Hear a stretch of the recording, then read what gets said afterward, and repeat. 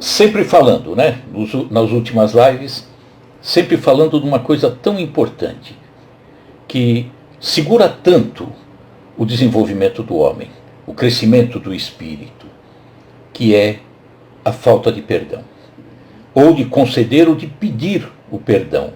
Porque não concedemos o perdão quando nos sentimos agredidos e não pedimos o perdão porque não queremos nos rebaixar, não queremos nos tornar menores.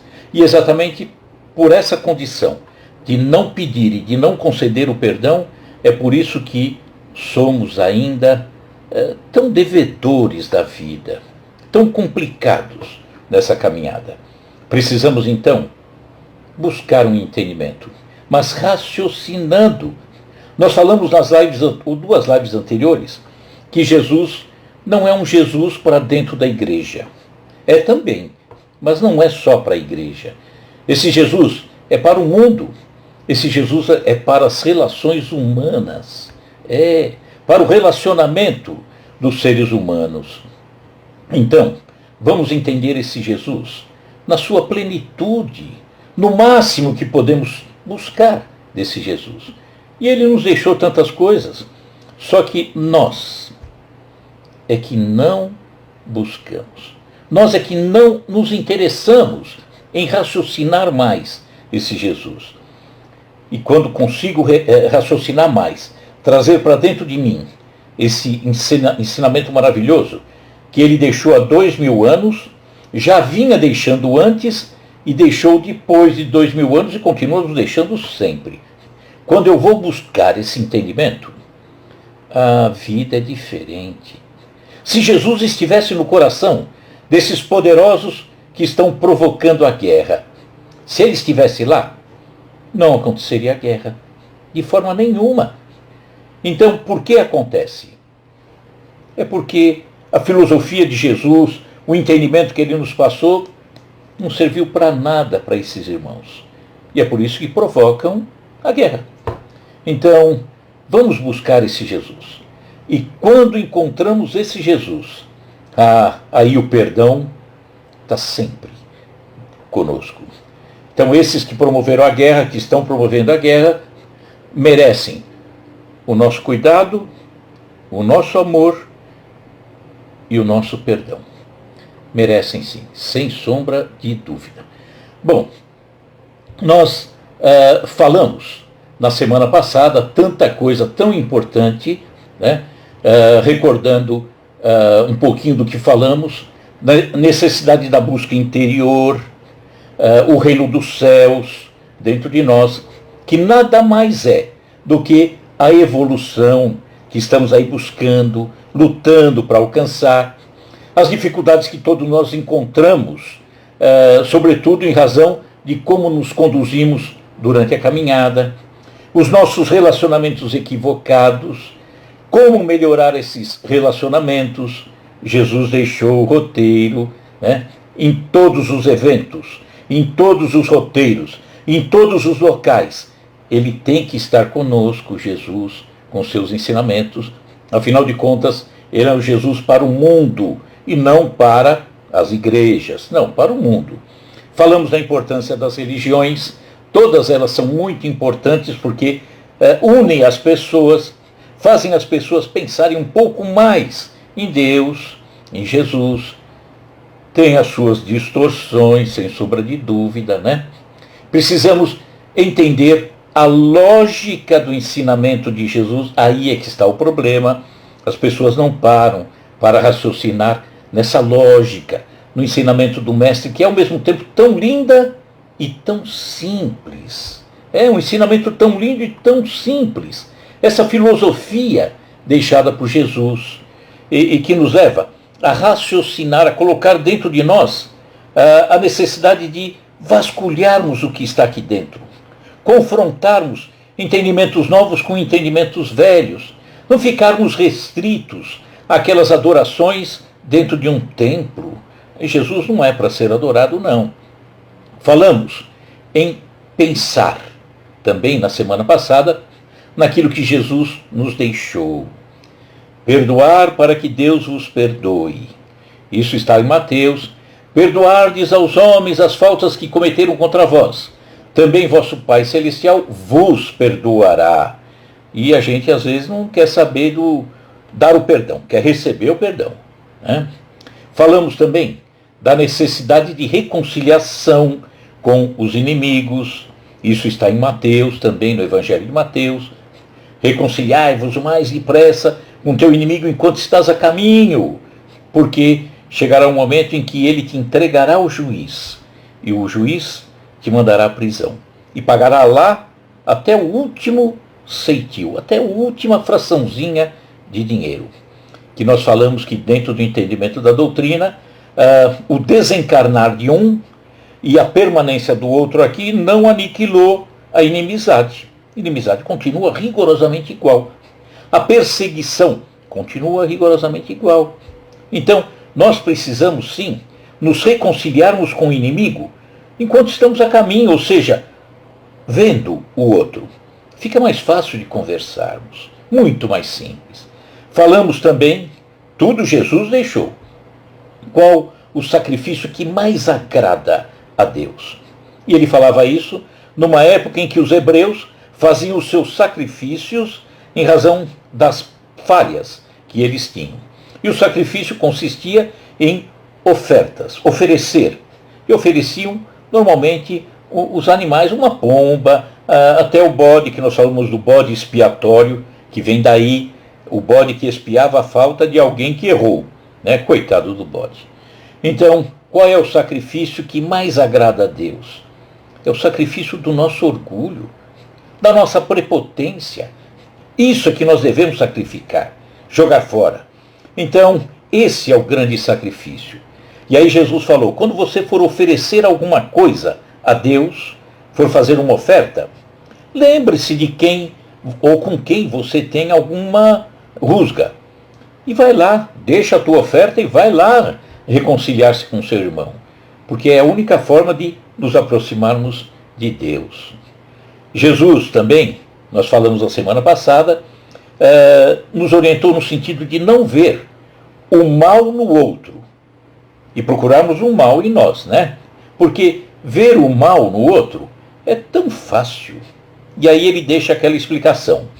Como é fácil você olhar para o outro, teu inimigo, pessoa que você não gosta, tem aquelas questões mais chatas, e perceber que no olho ele tem um cisquinho de nada. E você quer tirar o cisquinho. Por quê? Você é o maior, você vai arrancar o cisquinho dele. Só que dentro do teu olho tem uma trave, e você não percebeu isso. Então é tão fácil perceber no outro e não perceber em nós mesmos.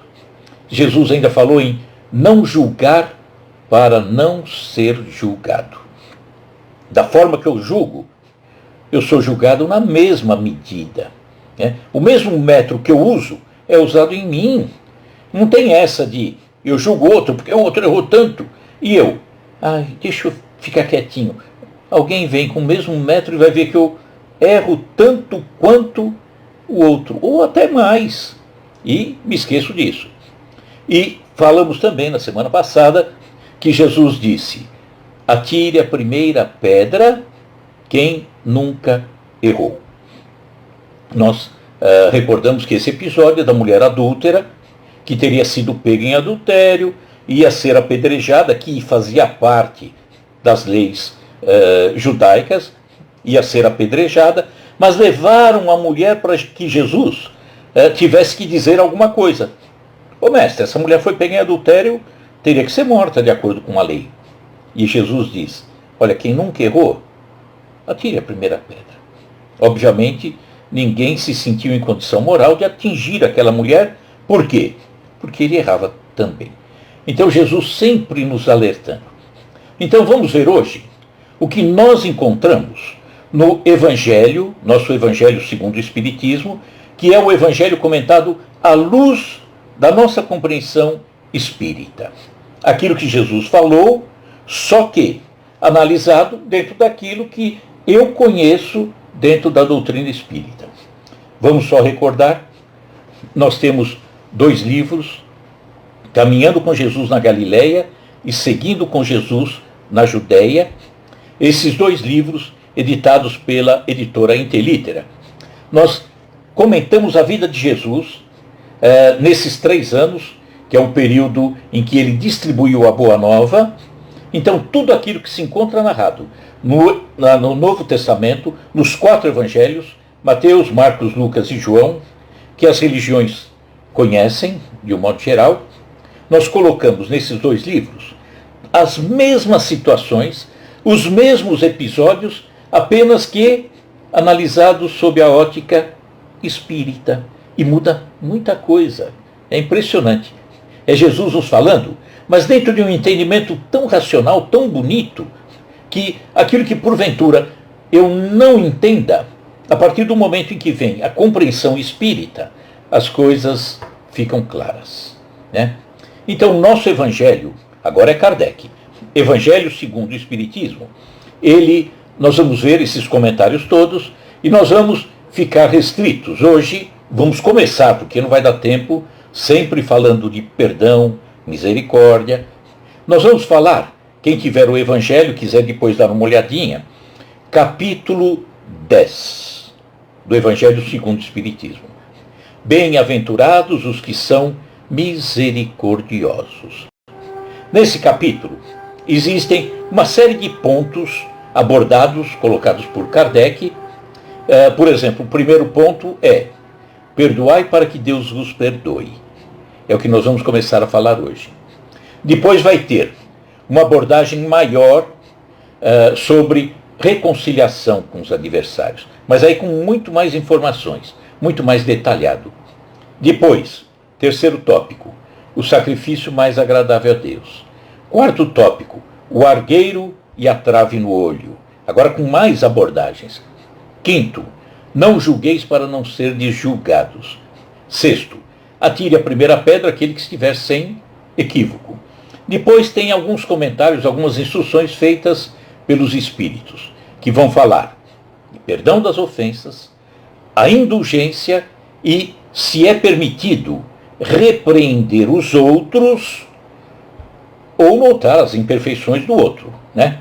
É permitido repreender? É permitido ficar divulgando o equívoco do outro? Então, hoje nós vamos começar pelo primeiro tópico, que é perdoai, para que Deus vos perdoe. Tá? É o primeiro tópico do capítulo 10 do Evangelho segundo o Espiritismo. Perdoai para que Deus vos perdoe. Tem 3 citações nesse capítulo. A primeira é: bem-aventurados que são misericordiosos, porque obterão a misericórdia. Está em Mateus. Segundo tópico: se perdoardes aos homens as faltas que cometerem contra vós, também vosso Pai Celestial vos perdoará dos seus equívocos. Mas, se não perdoardes aos homens quando vos tenham ofendido, vosso Pai Celestial também não vos perdoará os equívocos, seus pecados. Nós vamos ver uma explicação tão completa e tão diferente desse sentido direto que está no Evangelho. Nós vamos ver Evangelho citado por Mateus. Tá? E o terceiro tópico: se contra vós pecou o vosso irmão, ide fazer-lhe sentir a falta em particular, a sós com ele. Olha que bom. Se ele pecou contra vós, ide lá até ele, mas é só você e ele. Se ele vos atender, tereis ganho o vosso irmão.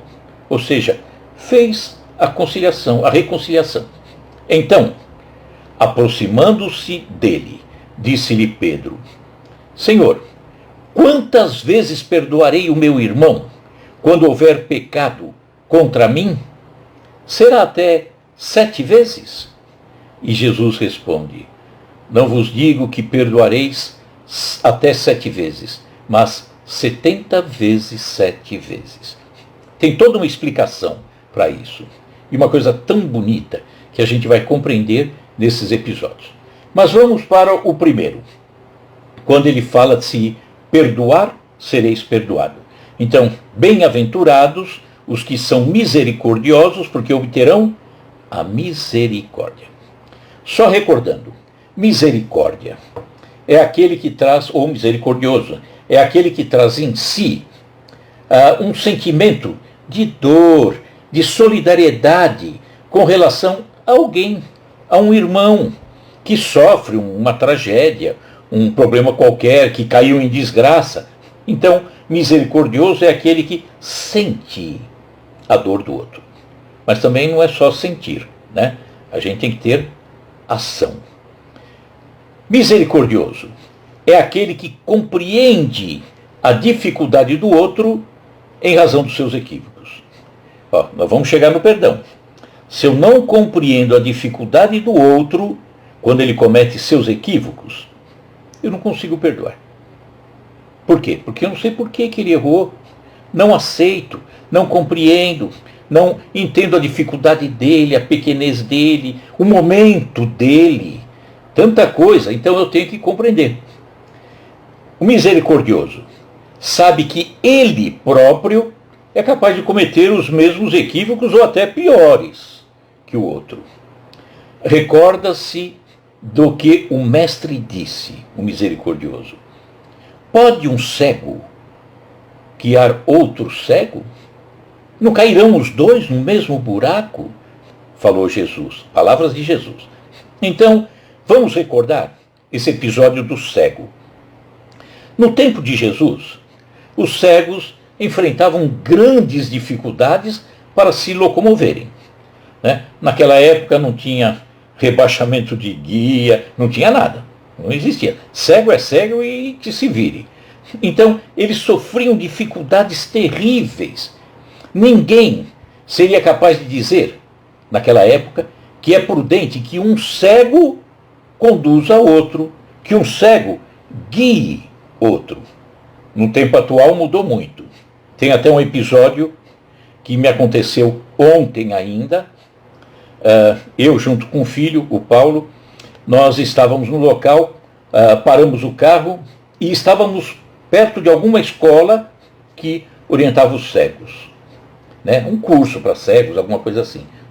E de repente começamos a ver, descendo a rua, grupos seguidos de cegos, deficientes visuais, andando em grupo, 2 juntos, 3 juntos, e olha, ali era um cego conduzindo outro cego.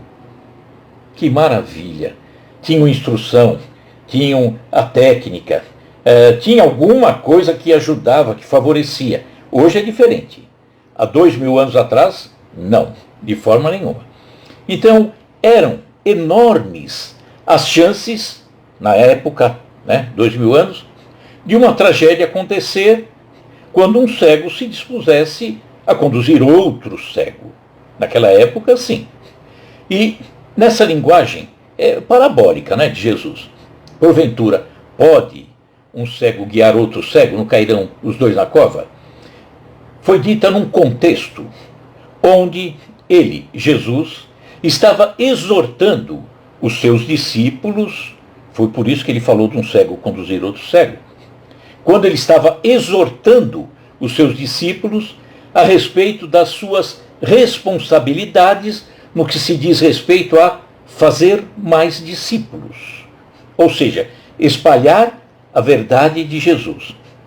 Então os discípulos, no entendimento de Jesus, tinham a visão, porque Jesus ensinava a eles. Eles poderiam, sem sombra de dúvida, orientar os outros a melhorarem. Então eles não eram cegos para conduzir outros cegos. Eles enxergavam para ajudar os outros a recuperarem a melhor visão. E naquele momento Jesus contrastava essa nobre responsabilidade que ele deu aos discípulos com o fracasso dos escribas e dos fariseus do judaísmo, né, tão atentos à lei judaica, mas com o coração assim não tão, né, amolecido. Então ele fazia um contraste dos escribas e fariseus em tentar servirem de guias para o povo. Meu Deus, eles são cegos, eles não conhecem, eles não se aplicam. Eles ficaram apenas no verniz de uma lei mosaica, sem mobilizar as forças do coração. Eram cegos. Nessa parte eram cegos. e estavam conduzindo outros cegos. Jesus se reportava a isso quando ele disse essa frase que acabamos de dizer. Não pode um cego conduzir outro cego, que caem os dois no abismo. Então, os escribas e os fariseus advogavam para si a posição de guias espirituais do povo, mas eles não tinham qualquer afinidade com a luz do evangelho cristão. Não batia nada, né? Então, aquele que é misericordioso, ele sente pelo irmão a compaixão, a piedade. E o ato concreto da manifestação da misericórdia, desse sentimento, é o perdão. Não pode ser diferente. A misericórdia é o complemento da brandura. A pessoa que é branda, que é pacífica. Porque aquele que não for misericordioso nunca poderá ser brando e nem pacífico. Não dá, não mistura, não dá liga, né? Então, misericordioso nunca poderá, né? A pessoa nunca poderá ser misericordioso se ela não for branda e não for pacífica. O ódio e o rancor denotam uma alma sem elevação, uma alma sem grandeza. A pessoa que carrega o ódio, a pessoa que carrega o rancor, é alguém que não se preocupou ainda com as coisas da alma. Tem um potencial fantástico, precisa só despertar, mas ainda carrega o ódio e o rancor. Então são pessoas tão atrasadas espiritualmente? Não, não necessariamente. Não viraram a chavinha, tá? Pode estar tudo ali, guardadinho, né? Ser brando, ser pacífico, né? Misericordioso. Entretanto, ainda guarda em si o rancor, o ódio, e alguma coisa pode fazer com que ele vire a chavinha. Muitas pessoas que estão ali tão endurecidas, aquele coração tão enrijecido, daqui a pouco amolece, sei lá, com a doença de um filho, a partida de um pai. De repente a pessoa amolece o coração e percebe o quanto deixou de fazer melhor, né? E aí passou o tempo e não aproveitou. Ainda bem se despertar a tempo, né? Então, o ódio e o rancor denotam um espírito que ainda não tem a elevação ou não acordou para a realidade. Às vezes ele está com tudo aqui guardado, mas não deu tanta importância. Ainda, nesse trecho do Evangelho segundo o Espiritismo, capítulo 10, nós estamos falando do item 1, ele diz que a misericórdia, né, compreender o outro, que vai resultar no perdão, consiste no esquecimento e no perdão das ofensas. Esquecer e perdoar. O esquecimento das ofensas é próprio, portanto, de uma alma mais elevada, né, que paira acima dos golpes que alguém possa lhe desferir. Então, essa possibilidade de esquecer as ofensas, capacidade de esquecer as ofensas, é próprio de alguém que já despertou de alguma forma para as coisas melhores e deu aquela viradinha na chavinha. Mas aí, quando eu digo que a alma que está um pouquinho mais despertada, um pouquinho mais elevada, é aquela que esqueceu as ofensas. E aí eu vou perguntar: você passou por alguma dificuldade? Alguém te ofendeu alguma vez na vida? E o planeta Terra é meio difícil, né? Dizer que não. E se ninguém te ofendeu até agora, fique tranquilo. Em algum momento vão te ofender, tá? Porque ainda é próprio da condição dos espíritos que estão aqui. Se você, certamente, já passou por alguma ofensa, algo que te machucou, que te melindrou com relação a alguém, você brigou com alguém, está de cara virada com alguém, todas essas coisas, a gente fala em esquecer, né? Que é necessário esquecer porque o esquecimento denota uma alma mais elevada. Você conseguiu esquecer? Já tentou? Fez um exercício? Você fala, eu tento, mas está lá dentro, eu não consigo apagar. Não, sem sombra de dúvida. Esquecimento das ofensas. Para aqueles que são jovens há mais tempo, né, porque não existe velho, o que importa é o espírito. Então, aqueles que são jovens há mais tempo vão se lembrar da máquina de escrever. Máquina de escrever não tem nada a ver com notebook, nada disso. Máquina de escrever, você digitava, teclava, e a fita marcava o papel de acordo com o que você apertou, pela pancada numa fita que corria. Era um avanço fantástico. E ali escrevia. E quando você errava, existia uma coisa chamada branquinho. Era um pincelzinho com uma tintinha branca que você pegava o papel, anulava a palavra errada, apagava, voltava o carro, escrevia em cima. Você, portanto, corrigia. Para a mente, não existe o branquinho. Não tem nada que você possa passar e apagar. Muito menos borracha, né?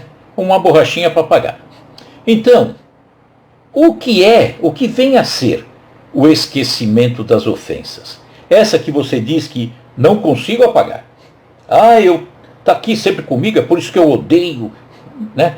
Então vamos ver o que é esquecimento das ofensas. Esquecer a ofensa é não ficar ruminando, né, o acontecimento. Sabe aquela pessoa que toda hora está lembrando daquilo que fizeram com ele? Ruminando aquilo? Não consegue engolir, mandar embora? Fica só ruminando? Se eu não rumino, mando embora, vai embora.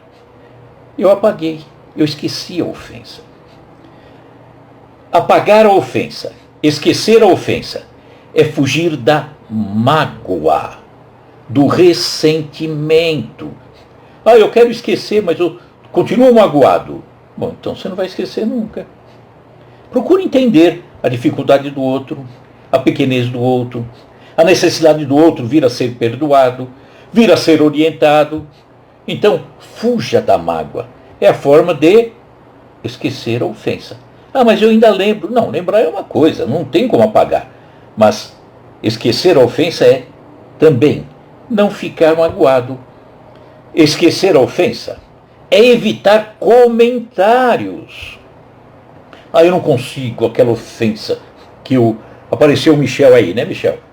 Eu não consigo esquecer a ofensa que o Michel cometeu comigo, viu? Aí vamos ver outro aqui, viu, Elizabeth? Olha, o Michel fez isso. Eu estou comentando, né? Então, quando eu consigo evitar o comentário, olha, Renata, o Michel fez isso, assim, assado, eu não vou esquecer nunca, porque eu estou ruminando a ofensa que ele me fez, né?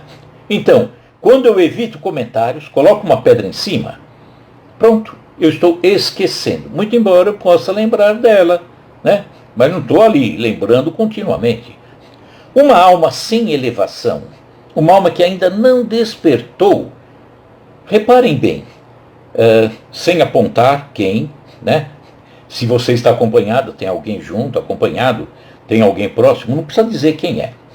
Mas repare, lembre, alguém que você percebe que é uma pessoa sempre ansiosa, briguenta, vive com fel, né? Amarga.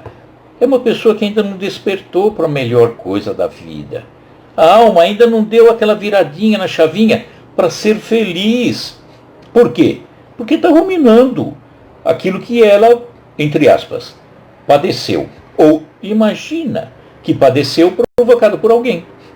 Entretanto, uma alma elevada, você também deve conhecer alguém assim. É uma pessoa sempre calma. Alma mais elevada. Uma pessoa sempre calma, toda mansidão, pessoa que pratica a caridade, pessoa que você faz questão de estar junto, uma pessoa que cativa.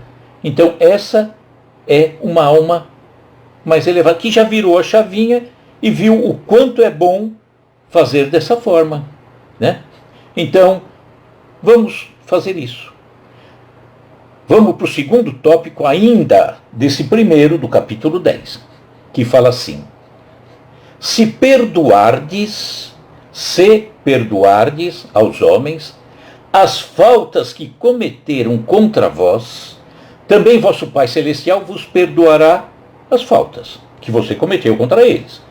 Mas, se não perdoardes aos homens quando vos tenham ofendido, vosso Pai Celestial também não vos perdoará as suas faltas. Ele falou, vosso Pai não perdoa. Nós vamos chegar lá. Só que ele disse, logo no início, se perdoardes aos homens. Então, se perdoar. Já viu gente que diz assim, eu nunca vou perdoar esse sujeito. Que sofrimento essa pessoa vai carregar. Semana passada, ou retrasada, nós contamos a história dos monges que atravessaram o riozinho. Um deles pegou nos braços uma moça, atravessou e andaram 1000 quilômetros, e um ia só ruminando ódio por aquele que fez o bem, e o que fez o bem ia muito tranquilo, né? Então, imagine o nunca perdoar. Aquele que não entendia o outro, o monge, diria, eu nunca vou entender, nunca vou perdoar. Quantas pessoas você já ouviu falando isso? Ah, fulano, nunca vou perdoar. Sim, você nunca vai perdoar, mas também nunca você vai ser feliz. Nunca você vai estar bem. Nunca você terá uma saúde perfeita. Por quê? Porque você rumina tristeza, ódio, vingança, tudo isso. Então, esse que diz que não vai perdoar, né, não perdoa. Esse, se não for condenado pelos homens, as pessoas que estão à sua volta vão dizer, mas que sujeito, hein? Terrível, que ódio que ele carrega. Então, se não for condenado pelas pessoas, ele vai ser condenado por Deus. Por Deus. Deus condena. Será que Deus condena? Vamos entender bem isso, né? Quando falamos, será condenado por Deus? Aí nós vamos entender, dentro da explicação espírita, que as outras religiões não conseguem ainda compreender essa situação. E esse aqui é apenas um fragmentozinho do que entendemos dentro da doutrina. Então, não será perdoado por Deus, né? Pela sua própria consciência. Ah, mas a consciência é Deus? É também. Por quê? Onde estão inseridas as leis divinas? Isso foi perguntado à espiritualidade.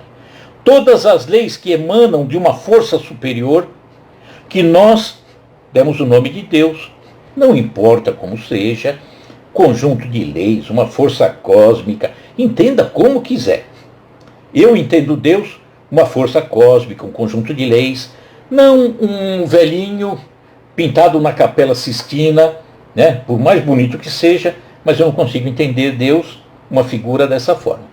Para mim, Deus é um conjunto infinito de leis. Um conjunto de leis tão equilibradas, tão justas, tão bonitas, que vigoram em todo o universo. Todo o universo.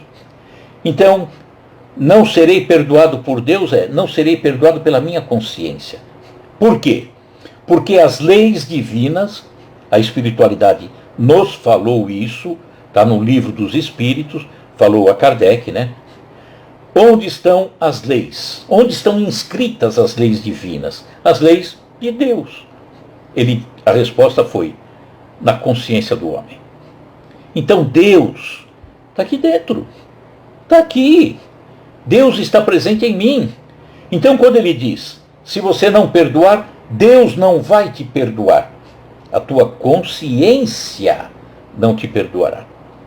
Porque você não pode exigir de um e perdoar a si. Não, tem que ser igual, a mesma medida, né? Então, quem vai te julgar? A tua consciência. Para entender, vamos dar um exemplo. O exemplo ajuda muito, né? Vamos lá, fazer uma comparação. Uma questão de trânsito na cidade. O trânsito na cidade de São Paulo. Vamos lá. Então, uma comparação com um diretor de trânsito. Aquele que cuida da parte de trânsito, de fiscalização, de placas colocadas na rua.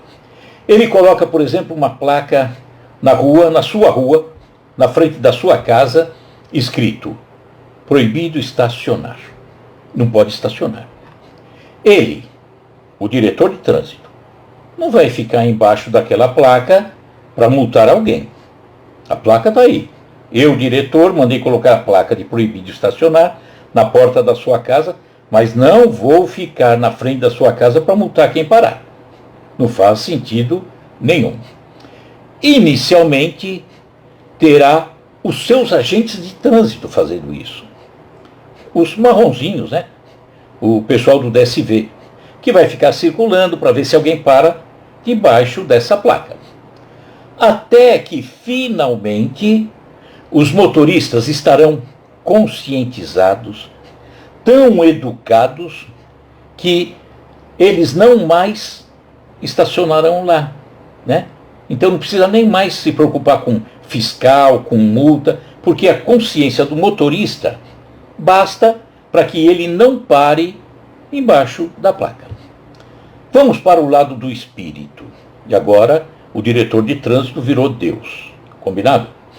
Diretor de trânsito é Deus.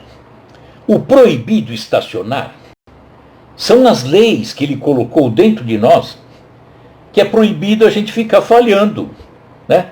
Ficar não cumprindo essas leis. Então, eu tenho que procurar cumprir o máximo possível. Deus, a exemplo do diretor de trânsito, não vai ficar inspecionando quem errou, quem deixou de cumprir tal ponto de tal lei, apontando o dedo, coisa que nós entendíamos quando éramos pequenos, ou às vezes até com mais idade, mas vinculados a um entendimento religioso um pouquinho antigo. Deus não fica apontando o dedo. Ele tem muita coisa para fazer, né? Tem tantas leis, essa coisa toda. Então ele não fiscaliza. Entretanto, o diretor de trânsito tinha seus agentes de trânsito, que ficavam fiscalizando. E nós? É a nossa consciência.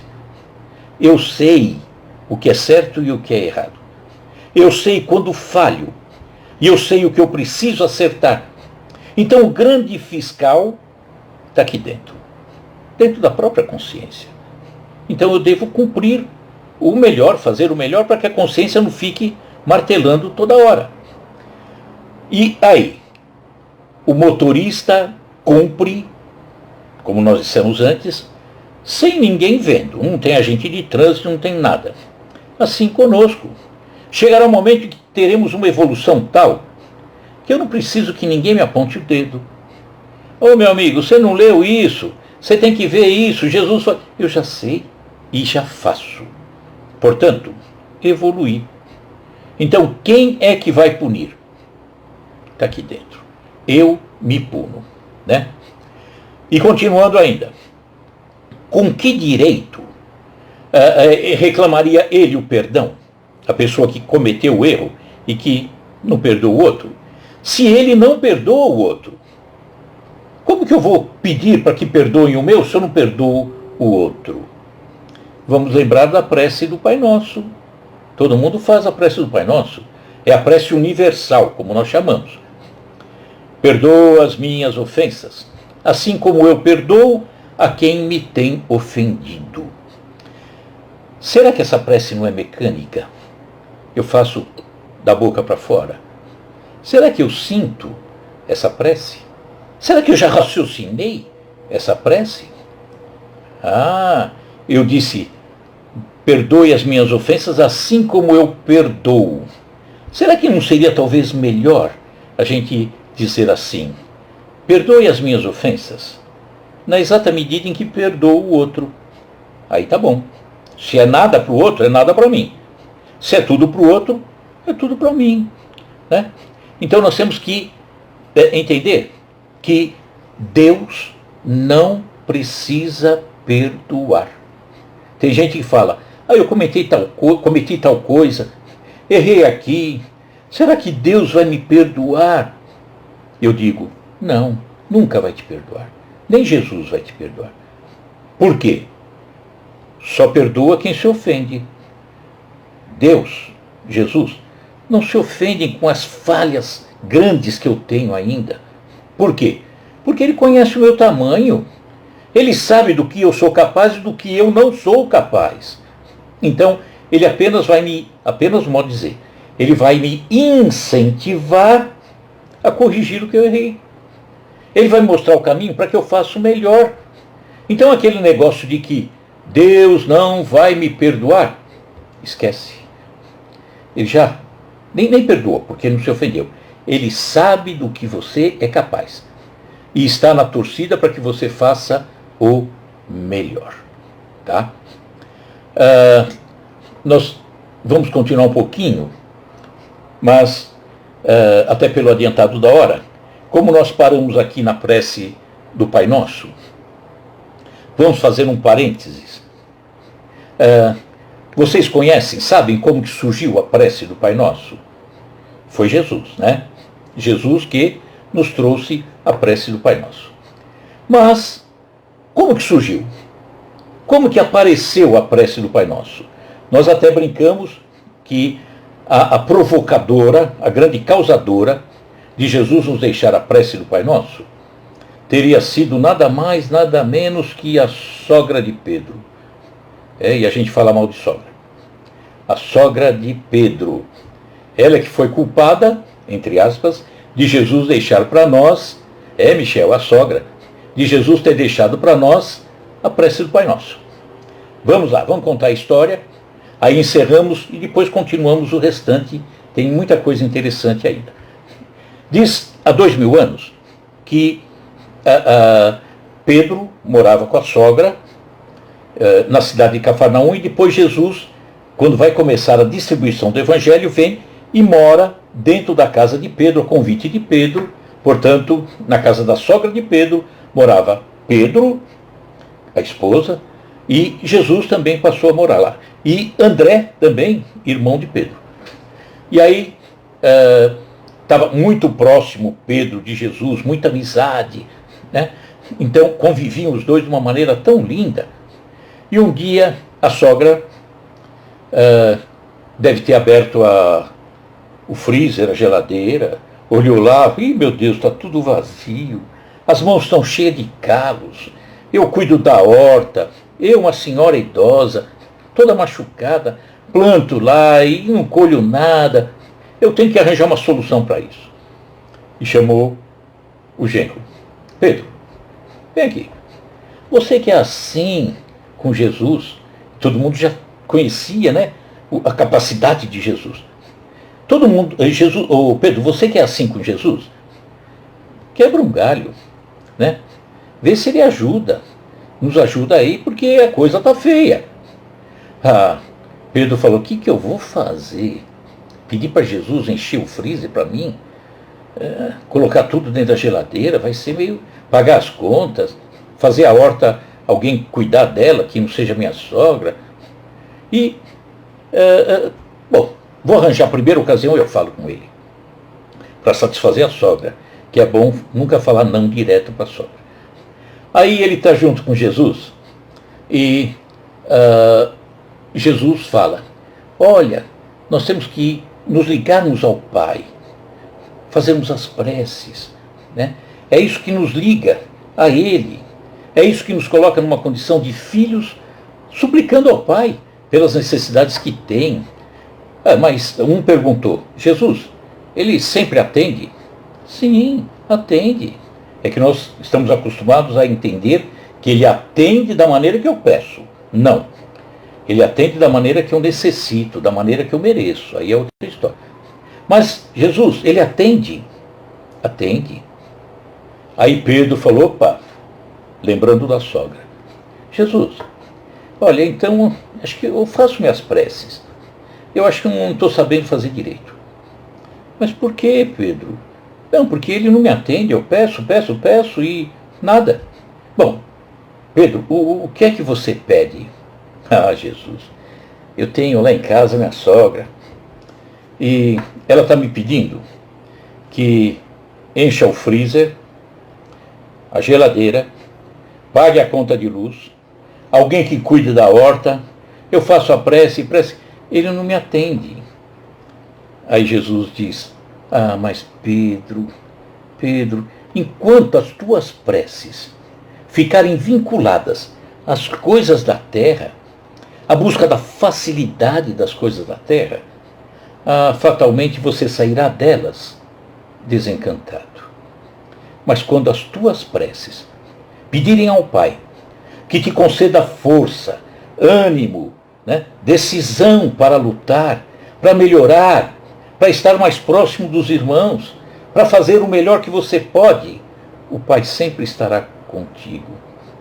E aí alguém, em razão desse diálogo, disse, Jesus, então, ensina-nos a orar. Não sabemos, ensina-nos a orar. E diz que Jesus juntou os 12 num círculo, Jesus ficou ao meio junto deles e disse, quando forem orar, fechem os olhos, dirijam ao alto, ao Deus, a prece. Pai nosso, que estais nos céus, e aí ele deixou a prece do Pai Nosso. Culpa de quem? Da sogra. Óbvio que essa história sofreu uma adaptação, porque geladeira, freezer, não existia há 2000 anos atrás. Combinado? Então vamos, já deu a hora, vamos fechando os nossos olhos. A semana que vem a gente continua, tem tanta coisa ainda para falar, tanta novidade, 70 vezes 7 vezes, e vamos embora. Combinado? Fechando os olhos, todos nós. E agradecendo a Jesus, nosso mestre, nosso companheiro, nosso amigo, nosso irmão. Agradecemos a Ele por tudo que acontece em nossa vida. Agradecemos por nos ter ensinado a prece e compreender a importância da prece. Nos ensinou lições de tolerância para entendermos que aquilo que normalmente pedimos, normalmente não vamos receber. Por quê? Não da forma que pedimos, porque não sabemos pedir. Ainda não sabemos pedir. Jesus nos ensinou tanto para entendermos, compreendermos, raciocinarmos, para podermos ver que o atendimento da prece vem muitas vezes no meio de um sofrimento, de uma doença, não pela cura, por exemplo, daquela doença, mas pela cura da alma, daquela alma que consegue aceitar aquela dor, que consegue compreender o motivo da dor, que consegue seguir de uma forma cada vez mais forte em busca da cura da alma, que é o mais importante. Então, te agradecemos, Jesus, por tantos ensinamentos. E novamente te pedimos, ilumine, Jesus, o coração dos dirigentes que estão patrocinando essa triste guerra na Rússia, na Ucrânia. Que assim seja, graças a Deus. Queridos amigos, agradeço ao Ceia, tá aí, quem mais? Sandra. Gratidão a todos vocês e que na semana que vem possamos estar juntos para acompanharmos todos os outros pontos que ainda tem pela frente. Combinado? Forte abraço, pessoal. Muito obrigado. Jesus no coração, álcool em gel na mão. E bom fim de semana para todos, né, Michel? Para todos nós. Renata, Alceia, todos. Muito obrigado, pessoal. Tchau. Fiquemos todos na paz de Jesus. Tchau, Áurea. Tchau, Gelsi. Tchau. Grato eu. Tchau.